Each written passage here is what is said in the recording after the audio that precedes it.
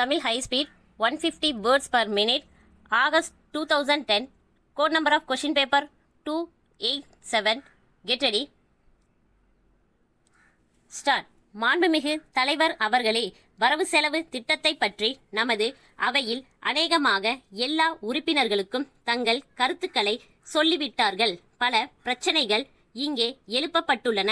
அவற்றுக்கெல்லாம் நமது மாண்புமிகு முதலமைச்சர் அவர்களுடைய பதிலை எதிர்பார்த்து கொண்டிருக்கிறோம். தமிழ்நாட்டில் எப்போதும் கண்டிராத ஒரு பஞ்சம் ஏற்பட்டுள்ளது என்பதை நாம் அறிவோம். அந்த பஞ்சம் இப்படியே தொடர்ந்து இருக்காது. நமக்கு நல்ல காலம் வரும் என்று எண்ணக்கூடிய நிலைமை ஏற்பட்டிருக்கிறது. கடந்த ஒரு வாரமாக பல மாவட்டங்களில் நல்ல மழை பெய்து நமக்கு கொஞ்சம் நம்பிக்கை ஏற்பட்டிருக்கிறது.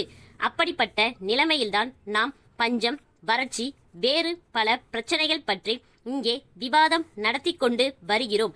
அடுத்தபடியாக இந்த மாநிலத்தில் மதுவிலக்கை மீண்டும் அமலுக்கு கொண்டு வந்ததுடன் குதிரை பந்தயத்தையும் ரத்து செய்ய முடிவு செய்திருப்பதால் நாம் ஒரு கணிசமான தொகையை நமது வருவாயிலிருந்து இழந்துவிடக்கூடிய நிலைமையை நடப்பு வரவு செலவு திட்டத்தில் ஏற்பட்டிருக்கிறது.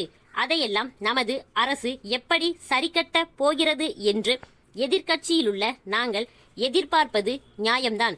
இப்போது 20 கோடி ரூபாய் பற்றாக்குறையை அப்படியே விட்டுவிடுவது என்று முடிவு செய்திருக்கிறார்கள். இது நம் மாநிலத்தின் நிதித்துறையின் திறமையை எடுத்துக்காட்டுகிறது என்று நான் சொன்னால் அது மிகையாகாது என்றே நான் நினைக்கிறேன்.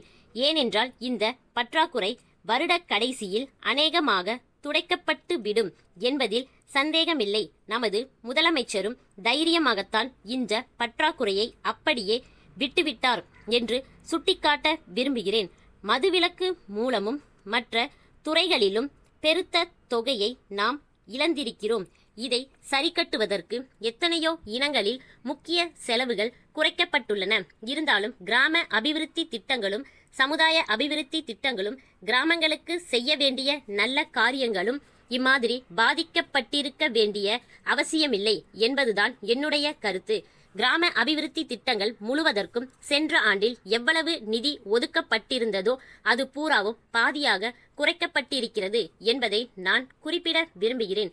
எந்த கிராம திட்டங்களை எடுத்தாலும் கிராமங்களுக்காக என்று இருப்பது பூராவும் அதிகமாக பாதிக்கப்பட்டிருக்கிறது. அப்படி பாதித்துதான் இந்த நிதி பற்றாக்குறையை சமாளித்திருக்கிறார்கள் என்பதை தெரிவித்துக் கொள்ளுகிறேன்.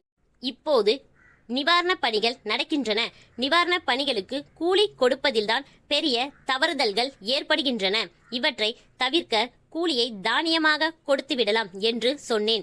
இதே யோசனையை நமது உணவு அமைச்சர் அவர்கள் சுற்றுப்பிரயாணம் செய்யும்போது பாராட்டி பேசி நிவாரணப் பணியில் ஈடுபட்டிருப்பவர்களுக்கு தானியத்தை கூலியாக கொடுப்பது குறித்து அரசு யோசிக்கும் என்று சொன்னது கொஞ்சம் ஆறுதல் அளிக்கிறது. அதை குறித்து தாமதமில்லாமல் முடிவு செய்து விரைவில் தானியமாக கொடுக்கும்படி கேட்டுக்கொள்ளுகிறேன்.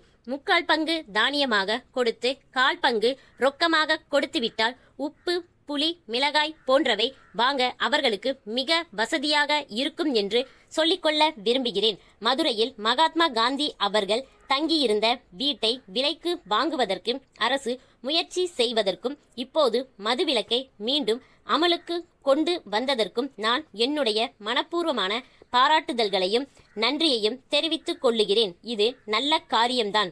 நல்ல காரியம் செய்யும்போது அதை யார் செய்தாலும் நாம் பாராட்ட கடமைப்பட்டிருக்கிறோம். மதுரையில் அந்த வீட்டை வாங்கி சும்மா வைக்காமல் காந்தியடிகளுக்கு மிகவும் பிரியமான கதர் டிப்போவாகவே வைத்து அதை செயல்படுத்த போகிறேன் என்று முதலமைச்சர் அவர்கள் சொல்லியிருக்கிறார்கள். அதே மாதிரி குதிரை பந்தய ஒழிப்பை இப்படியே தள்ளி போட்டு கொண்டே போவார்கள் என்று நினைத்து முதலில் அதை குறித்து முழுவதும் தெரிந்து கொண்டு பேசலாம் என்று அவரை கேட்டேன். ஆனால் அவர் இந்த குதிரை பந்தயத்தை இன்னும் நீட்டிக்கொண்டு போவேன் என்று சந்தேகப்பட வேண்டாம் என்று தெரிவித்தார்கள். இது இந்த நாட்டு மக்கள் வயிற்றில் பால் வார்த்தது போல் இருக்கிறது. இது ஒரு பெரிய காரியம். எத்தனையோ ஆண்டுகளாக நல்லவர்கள் எல்லோரும் சொல்லிக் கொண்டிருந்தார்கள்.